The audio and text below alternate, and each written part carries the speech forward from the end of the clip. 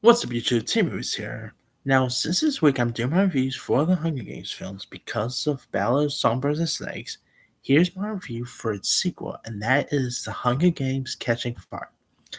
Now, this film, of course, got released a year after the release of the first Hunger Games, because, of course, they were always trying to, release some, pretty much years, apart, years back to back and stuff. And so, of course, we got, Catching Fire, which got released all the way back on November 20th, 2013. Of course, it actually turns 10 years old this week, which obviously I'll be talking more about in my throwback segment. Now, if you guys don't know much about the story here, it stars Jennifer Lawrence as Katniss Everdeen and Josh Hudson as Peter Millar, who discover they must go on a quick turnaround and begin as victors tour as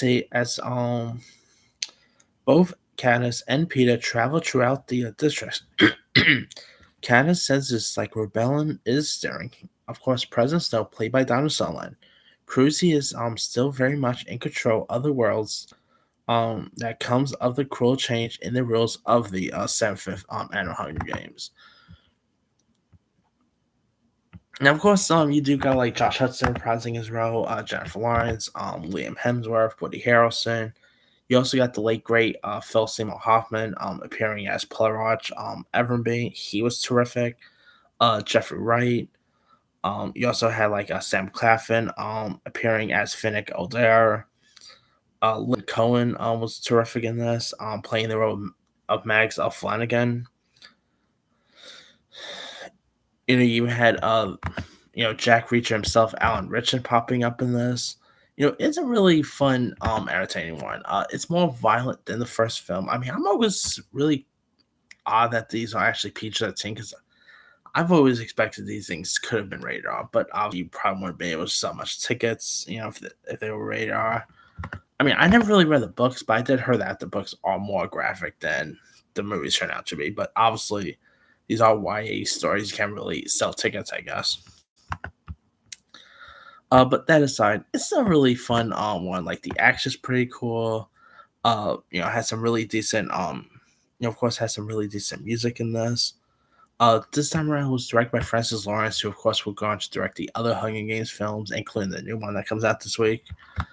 Jennifer Lawrence, the scenes with her, of course, transforming into with that dress on is maybe one of the most magical scenes I've seen in a film in recent years.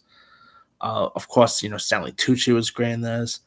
You know, Woody Harrelson, I think, plays Woody Harrelson, I think, is just terrific in this as well.